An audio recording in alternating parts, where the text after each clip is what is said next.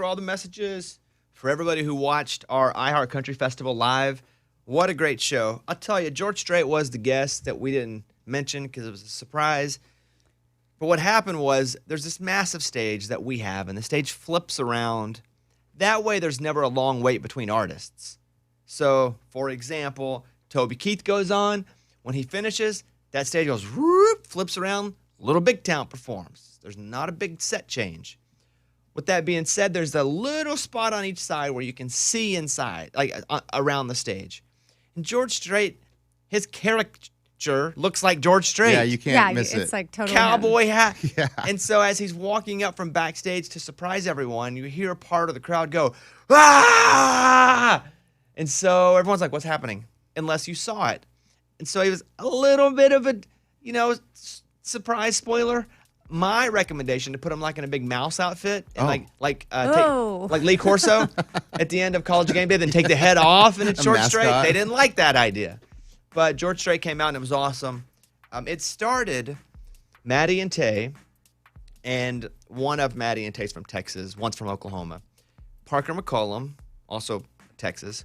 They're playing a George Strait song each, and then they introduced George Strait. And I'm telling you, that crowd, boo, it was like, for any wrestling fans, it's like when you hear The Rock's music and there's that pop, like it comes on, ah, is wild. And then George Strait came out and crushed. But here is Parker McCollum introducing the special guest. Hey, when I was a little kid growing up, I was real blessed, and my family loved country music, real country music. And there was nobody in our house that was held in a higher regard than this artist coming up next.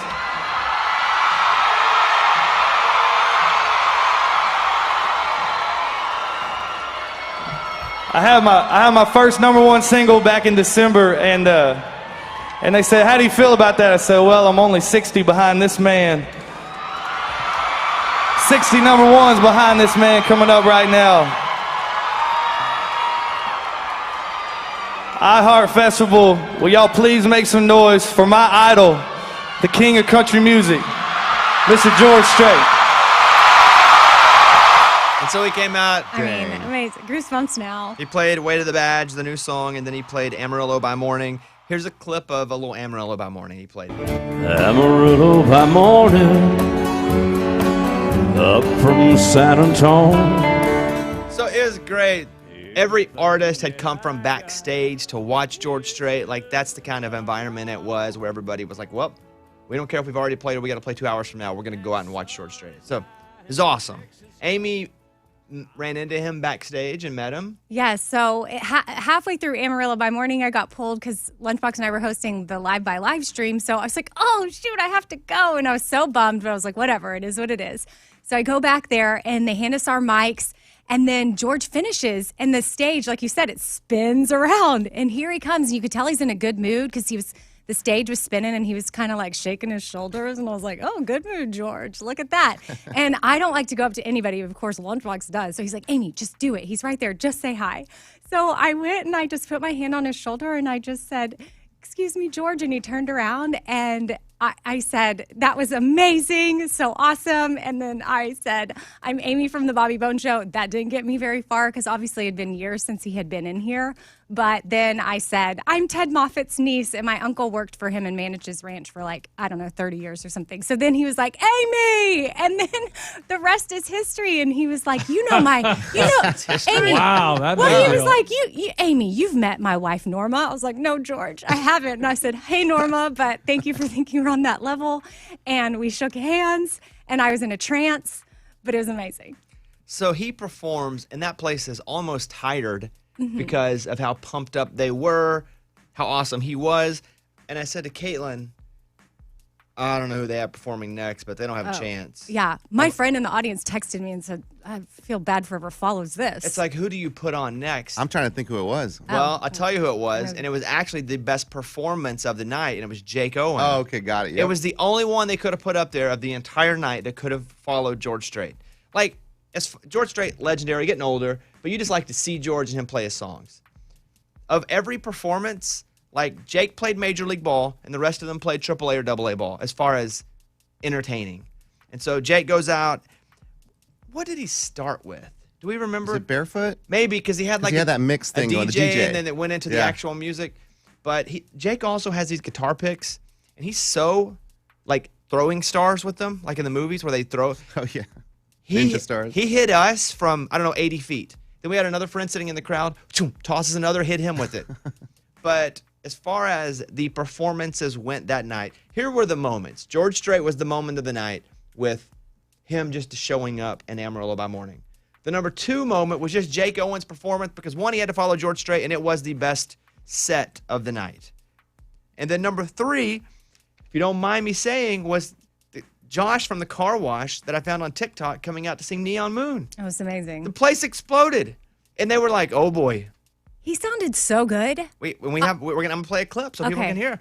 But I think everyone was a little nervous. Well, yeah. I think the crowd was nervous. His last show was the car wash. Yes. Exactly. Because I said, we went out and I'll just frame it up. Eddie and I go out as the Raging Idiots, and I'm like, okay, we're gonna do a comedy song. We're gonna do our dumb hip hop song called Fanny Pack. We'll bring out Josh. So we did Hobby Lobby Bobby first, and the crowd semi-liked it. Here you go. My name is Hobby Lobby Bobby. And then we turned that up and we did Fanny Pack, our kind of dumb Beastie Boys song about wearing fanny packs. Y'all already know that's my fanny pack. Fanny pack, fanny pack. If you need a ukulele or an almanac, if you need a fuel filter for your Pontiac, it's in my fanny pack. Come on.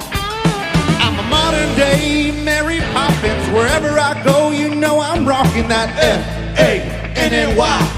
Packed to the max right above my fly. I'm a modern day Mary Poppins. Wherever I go, you know I'm rocking that F-A-N-N-Y. Packed to the max right above my fly. So if you had no idea who we were, you're like, WTF is going on right now at this show. Oh, yeah. Like, honestly.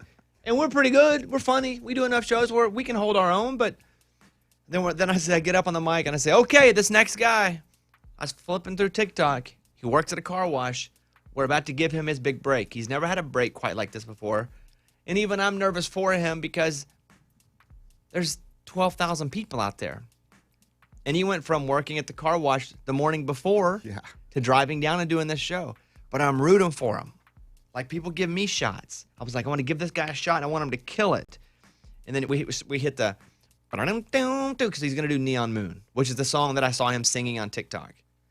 Ray, do we have from the start of him singing? Yep. All right, here is Josh Woods walking out on stage in front of 12,000 people singing Neon Moon. When the sun goes down on my side of town, that lonesome feeling comes through my door, and the whole world turns blue.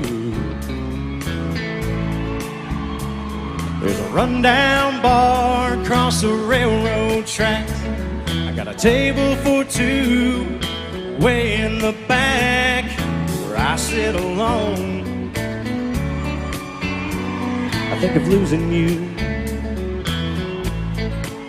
I spend most every night beneath the light of a neon moon. Now if you lose your one and only, there's always room here for the lonely to watch your broken dreams dancing out of the beams of a neon moon.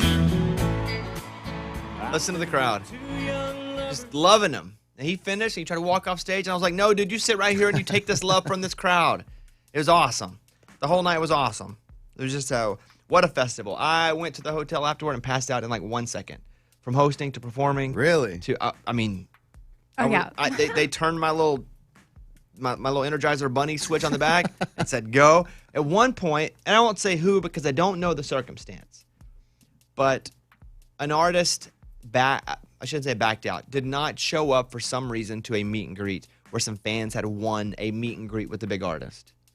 And so they're sitting in this VIP section and waiting for the artist. And Scuba Steve comes up to me and goes, hey, can you go and meet these people? And I'm like, well, I'll meet whoever. I didn't know that somebody didn't show up, and I was like the JV act. I was like, villain. Yeah. Oh, I didn't hear about this. Also, Scuba Steve didn't tell me that till I got there. I didn't know Yeah. either. I just got a note that says, can you get Bobby to go do this thing? And I said, yeah, I'll talk to him real quick. They didn't tell me until I heard Oh, you didn't say it. know? I honestly had no idea. So I found out when you found out. I walk up, and there's people sitting in the room, and I'm like, what's up, guys? And I don't really know yet. And someone goes, hey, so-and-so didn't show up. And they were expecting to meet them, but you go out there instead. Oh. And I'm going, this is the most awkward thing ever. Like, who cares about me? Dang, dude. Especially when it comes to somebody who's actually good and famous and talented and like you're waiting for your one shot to meet a celebrity. And then who walks out? Me. Well, so how'd it go? I would say it went better than I would have imagined Warm. considering the circumstances, but it still wasn't the same. Yeah. Okay, now that you're talking about this, if it is who I think it is, yeah, it's very different. Do you know who it is? I think I do now. Because I don't know that you do. No. Oh, well, never mind. I don't know who it is. I don't even know what movement you I did. don't know what you Amy did. like What put a that was. top hat on and did a little dance, and I'm like, it wasn't Mr. Peanut. Not Charlie Chaplin. That's it. I don't know who it is. Amy puts on a monocle and a hat, and I'm like, no, there were no Peanut. Not Monopoly, guys. Nope. Okay, I'll try to figure it out. So I go and I'm like doing shtick. I'm doing comedy. I'm up on a Wow. little stage with Wow. 6 people, and I'm like man. telling jokes that I tell when I do stand up, and it's weird because they're laughing, but it's only 6 people. So finally, I'm like, you guys want to take pictures? And then they wouldn't let them take their masks off for the pictures, and I'm like, well, this sucks. They have to take a picture with me with a mask. It's a whole thing. And so I walked and I just said this: I'm sorry you had to meet me. And they were very nice. And then I kind of told them, I said, hey, come outside the tent. And so outside the tent, I said, take your masks off. So let's take pictures without the cops here telling us to keep our masks on. So at least they got a picture without a mask. Oh, I'm sure they loved it. You know, they probably moderately liked it, but it was not. I don't know why the artist couldn't be there. Well, now I need to know who. I'll tell you during the break. Okay. Are you sure it wasn't? I don't know what you're doing What with your are head in you your doing? hat. George, you saying George Strait? No, okay. of course Someone not. with a hat. I know. Oh, got it. I know what she's insinuating, but no. I don't think it is. Okay. Who are you insinuating? Just say it. Toby Keith. No. Okay, okay. That's what you would do for Toby Keith. I would do Because like he's a hat. I would do like big arms, like big guy, Yeah. like And then kick somebody in the butt. like rotund fella, and then I put a boot in a butt. Yeah, Yeah, right, right. I take a butt and then stick a boot right in it. Sorry, I forgot. Yeah. If I had done this, you would have known. Yeah, yeah. Kicking the Yeah, butt. yeah.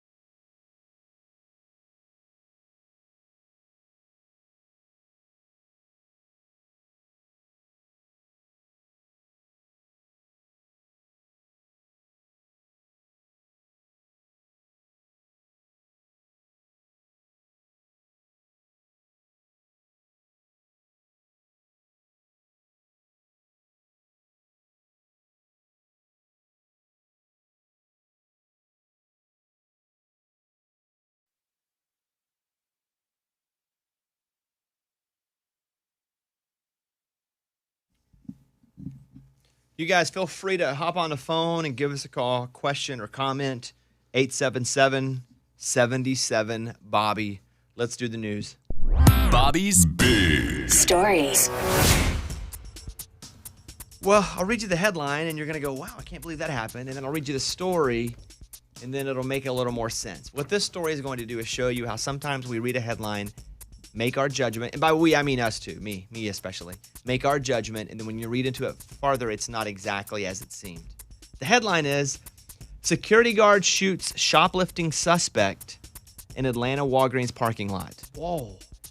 Now, your thought is, why is this, who cares? If he stole something, well, why would you shoot him, right?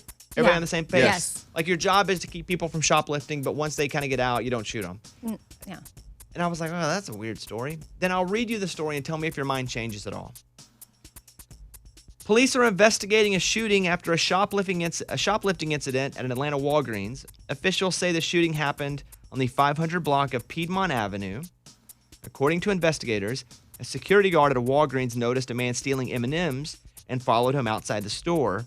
Police say when the guy rushed at the security guard, the guard shot him in the leg.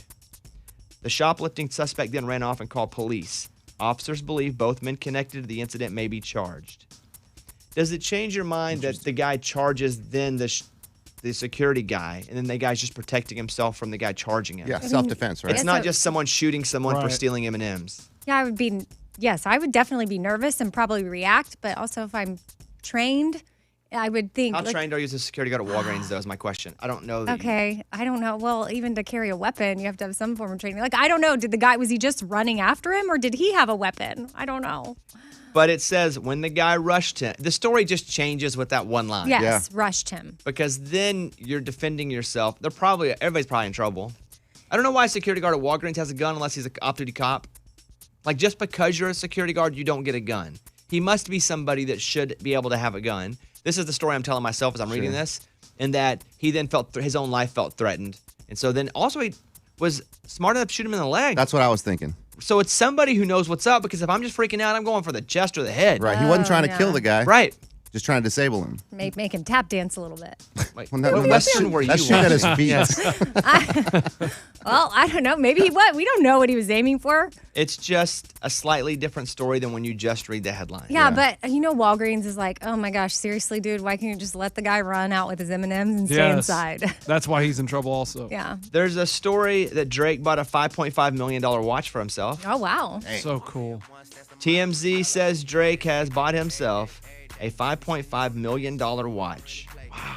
He bought a one-of-one Richard Mille, which is an iconic designer. I'm looking at it now, guys. I'm telling you, it looks like something you get from a quarter machine. Really? Is it just covered in diamonds or something? It's like pants, right? You could see somebody with pants with holes in them, and they could have cost $4, or they could have cost $4,000. And it's basically the same looking pant. Some of these watches, there's just lots of crap in it. It's not gold. It's not covered in diamonds. It just looks like there's lots of bells and whistles and gears. And weird. It looks like it could have been $4 or $4 million, except it was $5.5 million. Wow. I guess you buy it to say that you bought it. I guess the headline was worth the money to him. And then you wear it with security all around you? But nobody would know. You would think, let's rob Drake. What are all the things we can take from him that are worth the money that he's wearing? They'll go, well, the last thing I want to take is that pizza crab watch. You got that from a gumball machine. But how does this stuff even make the news? Does he put out, hey, hello world, I bought a $5.5 million watch? I would assume the person who sold the watch. Oh. They took a picture, and if you're the one selling the watch and Drake buys it, you want everybody to know. Oh, for sure. But you would think some celebrities, they must buy stuff like that, and they're like, hey, yeah, no press. Do you have to clear no that? pictures, Yeah. You clear that with a celeb? Yes. And I'm sure Drake doesn't mind to flex what he has. I'm sure he doesn't flex everything he has. Mm-hmm. But if you buy a $5.5 million watch, I would be scared to walk down the street with it. Yeah. A British woman thought she had some costume jewelry, but it was actually a 2.7 million 34-carat diamond. Crazy. What? She was about to toss it, too. But before she threw it out, she took it to an appraiser just to make sure. They said, no, that's worth almost $3 million. Oh. A 70-year-old unidentified woman was about to throw out a large stone. She bought at a garage sale. Now imagine if you're the seller of that and you hear this. Yeah. And you're like, remember that old lady Martha that was over here? Honey, she's in the news for finding. and you sold that Ugh. without knowing? A neighbor encouraged her before she threw it out to take it to be appraised. And so she thought it was a fake diamond. Turns out it was a 34-carat diamond. It's going to be auctioned off in November 30th. It's valued at $2.741 million. Holy moly. I mean, 70's a good. She still has life to live with that money. You know, if she was like 85, it'd be like, oh, seriously. Heck, if she's dying tomorrow, that's still awesome. I know. Finally, there's a story about a football game where one team scored 106 points and the other team scored 0. That's brutal. That's mean. Yeah. Inglewood Morningside football coach Brian Collins did not have kind words for the coaching staff when discussing his 106-0 loss to the Sentinels, a game that saw the Inglewood team throw 13 touchdown passes, including running for 2 points at the end of the game to make it 106-0. Okay. Why not? It was 104-0. They ran a 2-point conversion. I don't know the complete background of this game. I read the whole story. The other coach must hate the other coach for doing something to him at some point. Because that's personal. not something you do, because eventually, as they say, what goes around comes around. You know, you can go and whoop a team by 40 or 50, but eventually that coach or that team's going to have the upper hand on you in a situation, and you would hope they give you the grace that you're giving them. Now, if you're running it up because you're Cincinnati, for example, and you're trying to get style points, and you're not in a Power 5 school, but you want to be in the tournament, you score as many as you can to the vote. But this is high school football. You can probably stop it at 70-0. And I was thinking, like, if they scored all that in the first half, no big deal, right? They did it early, and then Well, at the first quarter, it's 59-0. Okay, And so they just kept going. Quarter, and then they put the running clock on. I mean, savage, dude. If it makes you feel any better, they could have scored 200 on them. Yeah. But yeah, not cool. But then again, what do you do if you're the team and your second string is so dominant that if you just run the ball up the middle, you continue to run through Yeah, them? that too. That could be, I mean, that's okay. Like, that happens. It's all right.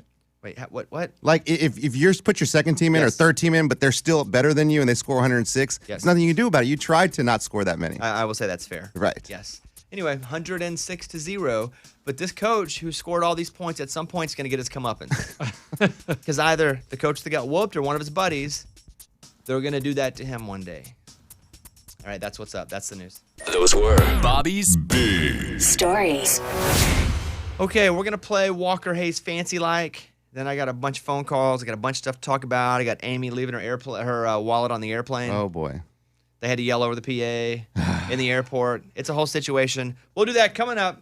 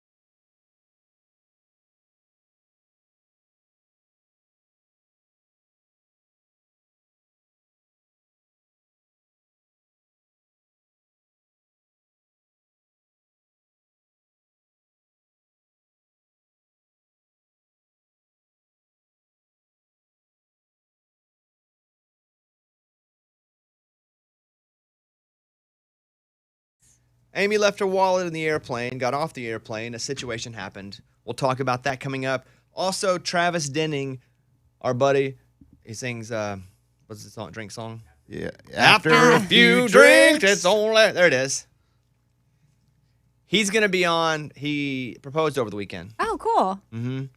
I knew it was coming. Then I saw he got on a knee, did the whole thing in New York. Boy. Pretty cool. So we'll talk to him in a second, too. Both those coming up.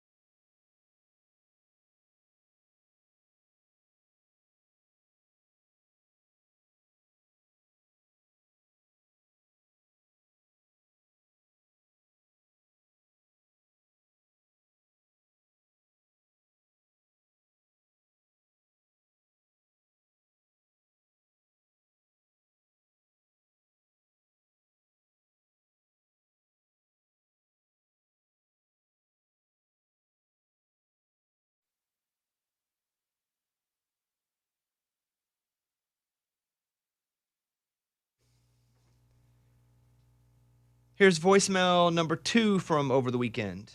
Morning, studio. I was just calling to see, after seeing that George Strait was the surprise guest at iHeartFest this weekend, I was just wondering if Eddie or if any of the rest of you had a chance to chat with him about Eddie's walk from West Virginia down to Tennessee. So just curious. I did not talk to George Strait. I was working at a different part of the venue. I was actually on a stage announcing him from like 100 feet away on camera. Did not talk to him. The only person that could have asked him was Amy. There she is. Amy, let's Did go. You you? brought it Come up. on, yeah. You got it. Tell You us, brought it up, please. right? Come on. I did not. What? But I wish I would have. Sorry. It was like a very in the moment thing, and that didn't cross my mind. Shoot. Sorry. Voicemail number 3, Raymundo, if you don't mind playing that. Morning, studio. I have zero voice from screaming my heart out last night at iHeart Country. I just wanted to say I am such a huge fan of your show. Amy, you're beautiful in person. Caitlin is a goddess in person, and I wish I could have met you guys last night, but the concert was absolutely amazing. I'm definitely going next year. Well, thank you very much. You know, one of the things is that we all go as a group, and, you know, it's a little bonding time for us outside of the show. And we're on the plane, and I guess Eddie... Who heard over the top? They were calling Amy. I did. Lunchbox, you heard it? Yeah, What do they say? We're walking towards baggage claim, and I hear Amy Brown return to gate D5 to claim your lost item. Amy Brown return to gate D5 to claim your lost item. And Did I'm you like, hear it? No, because I deplaned. she was like at the front of the first. plane. I was at the back. So Yeah. I had just gotten off the plane and heard over the whole airport speaker. I was like, did they really just say Amy? And then my phone, I call Amy. Amy, they call. She goes, yeah, I'm already through security. I don't know how I'm going to get back there. Yeah, because I don't know what to do. I had no idea to get back through. I was at the parking lot trying to get my car and pay for my car, and I had no wallet. So at the time Lunchbox is hearing my name, I'm realizing I have no money. And then thankfully they're still on the other side of security. It's Abby, and so Abby goes back and gets it for me. You couldn't have even gotten back through security because you didn't have a license because it was in your wallet. Correct. Oh, man. Yeah. How did you leave your wallet on the plane? That's Okay. my question. Here, it's the real bummer is I was trying to get Wi-Fi so I could get some work done, and I did. It let me. I paid the $8 for Southwest Wi-Fi, and then it took my $8. But did Wi-Fi work? No. On the way there? On the way Way home. back. Oh, got it. On the way home. So I'm like, great. So I get fixated on trying to get the Wi-Fi to work, and I guess in that fixation and frustration, I must have dropped my wallet on the ground or it fell in the sea. I don't know how it happened, but that's the only reason why I pulled my wallet out to buy internet that didn't even work. And thank goodness that they were all still back there, because it made the whole process like maybe a 25-minute turnaround, and I could have been at the airport for 2 hours trying to get my wallet back. So that happens, and you get it back. Amy always gets her stuff back, which is wild. She's forgotten her wallets in airports and been in other cities, and the wallet gets back to her. Oh, yeah. And it's been crazy how it finds its way back to me. There was another instance in Austin where Amy was trying to, I guess, to get from the venue to the hotel in the car, and a car pulls up. So I had to get to the venue super early on Saturday to get my COVID test. And I had walked the trail with some friends, ventured my way there by myself, and then I was trying to find my way back. And I had to hurry, shower, and get back. And I was trying to navigate. There was construction, and some listeners pull up, and they roll down their window, and they're like, Amy, Bobby Bone Show. And I'm like, hey. They're like, what are you doing? I said, well, I'm trying to walk back to my hotel. Do you think I can go that way? And they're like, ooh, that road's closed. I'd go that way. And then they said, you know what? We'll take you. Hop in.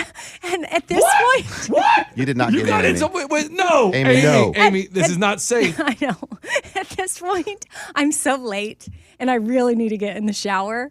And my phone is saying a 25-minute walk, except for it's really not that far, but it's just detours. So I get in the car with this lovely family. Oh, my goodness. I think their names are like Norma and Daniel, shout out. Their 2 kids are in the back, Elizabeth and Lily or something. And so I get in the middle between the car seat and the other girl, and I crawl in. And they were going to be going to the show later that night. So I thought, okay, well, responsible people bought tickets to a concert. I feel like, she's like, I work at a hospital down here. We're going to park my car. And I'm like, oh, you work at a hospital? I'm safe. You have kids in the car, right? I have kids in the car. Like, all the things were in my favor, except for I felt the need to look at the 2 children next to me. And I said, do not ever do what I just did. Ever. Do not ever get in the car with strangers. And the little girl's like, but you're a stranger and you got in. But they were the cutest, and I got a ride, and I got back to the hotel in like 4 minutes. It's amazing. She looks at the two kids, but it's really two small men with mustaches. They tricked her to lure in. Yeah, later I thought back to that, and I was like, that could have gone the different direction, and that would have been horrible, and I would have been in the news, but it worked. Our listeners are amazing. You lost your wallet, but you were found by listeners, and you're back here today. Yes, we survived Austin. How do you do it? Let's play Kenny Chesney, Get Along. Bobby Bone Show. Thank you guys for listening.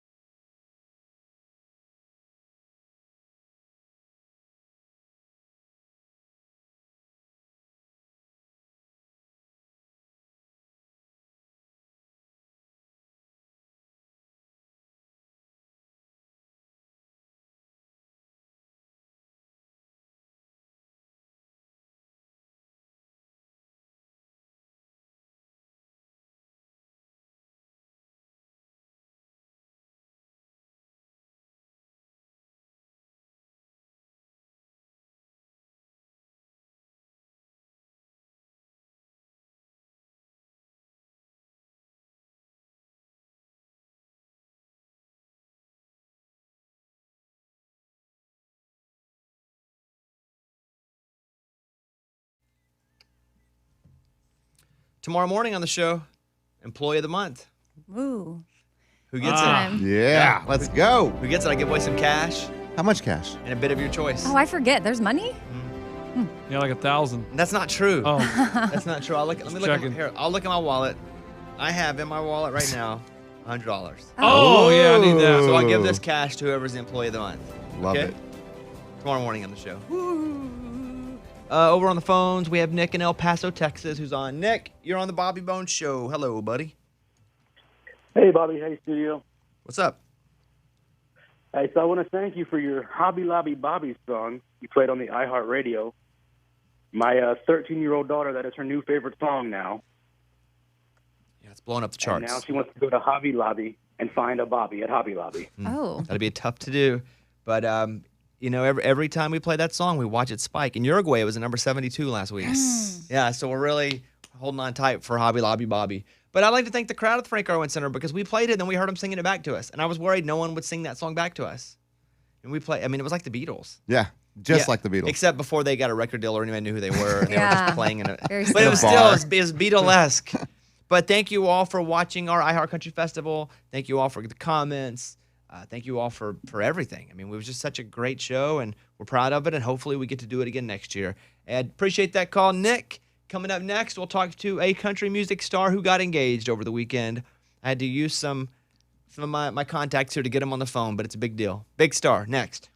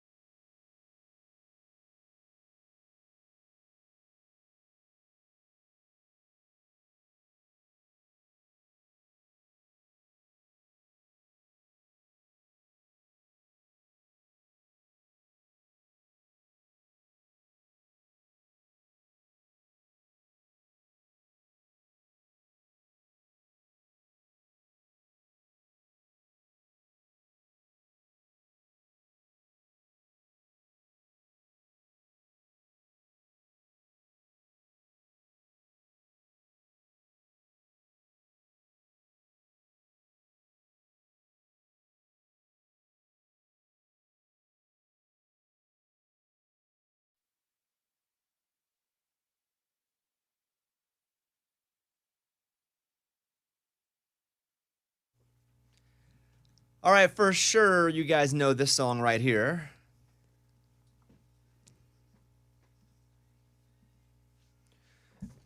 The guy's name is Travis Denning. He's a frequent guest on the show. He's a friend of mine, and over the weekend, he got engaged. Yeah. Come on. We talked about it in the skinny, Travis, but we wanted to hear it straight from your skinny mouth. How did it go? Well, she said yes. Yeah. Ultimately, that was the greatest outcome I could hope for. But no, I had a show in New York City on Thursday night, and we spent the whole weekend there. And I planned on Saturday morning going to Central Park.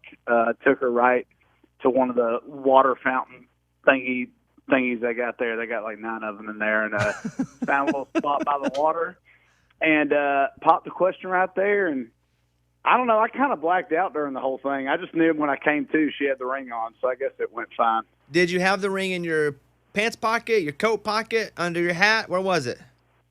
I had it in my coat pocket, and I felt like I looked like the most awkward human in the world because I wouldn't take my hand off of it. Like, we were getting in and out of Ubers and taxis and, headed to brunch, and I just had one hand in my pocket the whole time, and I was like, she's going to know. And she never noticed. So apparently I must walk like that normally. Did she know? Honestly. I think she definitely knew it was coming. I mean, she roughly knew it was like October because some of her friends, when they try to get some info out of her, they weren't the most subtle, trying to like, well, what kind of ring do you like? Your buddy's looking for a ring. I'm just curious, which one do you like? And like, if you were going to get one, I mean, what size would it be? Just, hypothetically. And so I think she knew. And New York's her favorite city, so I think she definitely knew something was up. Did you have her get her nails done? Were her hands taken care of before that? Yeah, and that was another thing. She was like, I just need to have my nails and hair ready, and so I gave her a very rough time frame.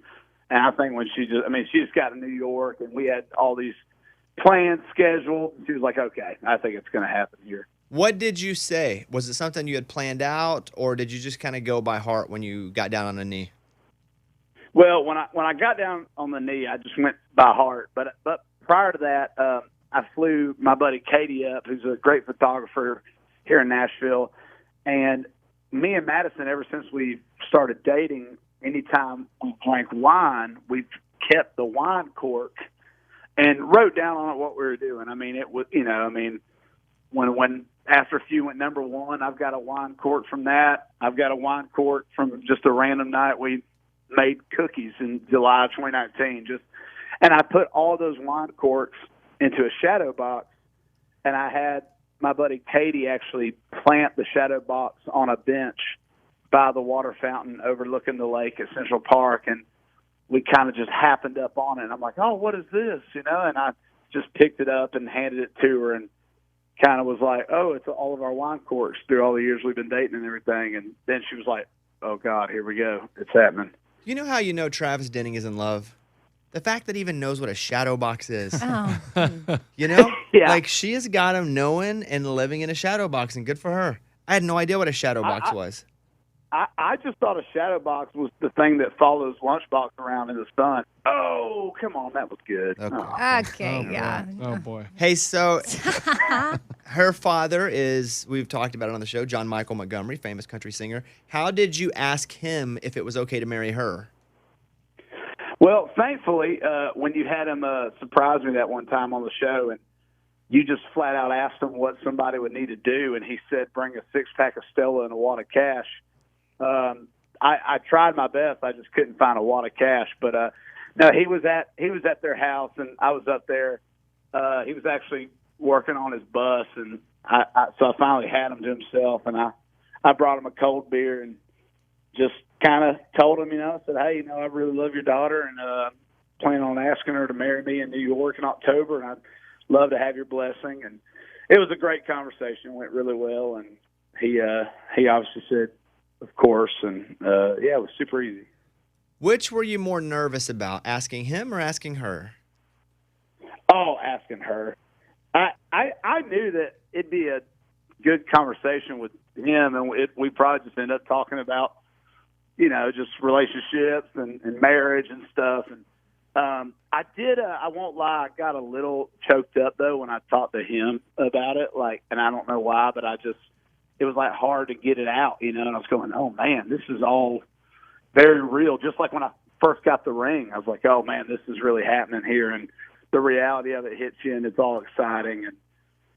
And I definitely cried when I asked Madison. I'm not gonna lie. I mean, I knew that was gonna happen.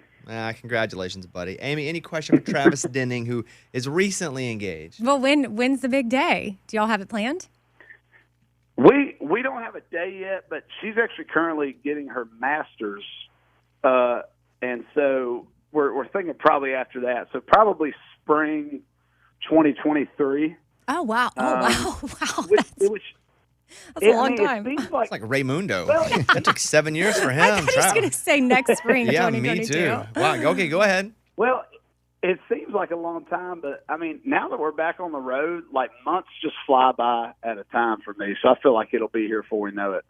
Will you sing to her at your own wedding?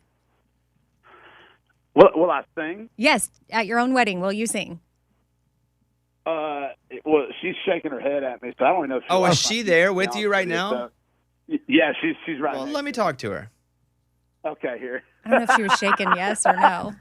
Oh no, she just ran. She just ran out the. Oh, come on. Okay, listen, Travis, congratulations. Full disclosure, I knew it was happening. I invited Travis to come out to Austin and do some playing with us too, and it was like, hey, can't. And I was like, yes, you can. Nothing is on your tour schedule. No, I can't. I'm looking at your schedule, and he was like, I can't. I'm gonna be. Trust me. And then I was like, oh, got it. So, dude, super pumped. You got. She's great. You're fine. It's a good mix. Yeah, I appreciate it, man. We're so excited, and honestly, that I've had that ring for almost 2 months now, and I'm just so glad I finally gave it away. It was burning a hole in my pocket, and really excited. Travis Denning engaged. I never thought I'd see the day. There he is. And by the way, they're getting married in 2027, so we're really excited about that too. Yep. All right, Travis. As soon as I retire from music. Yep. Congratulations, buddy. Thanks, Bobby. All right, Thank you, guys. see you later. See you, bye.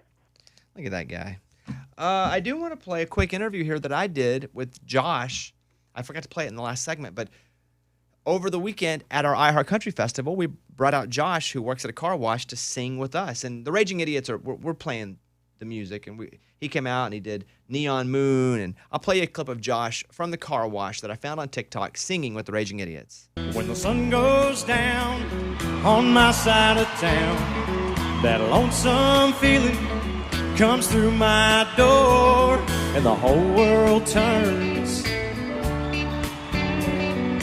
blue. So afterward, as soon as we finished our set, we walked to the back part and I pulled my phone out. And I just wanted to know what Josh was feeling. So here's me talking to Josh.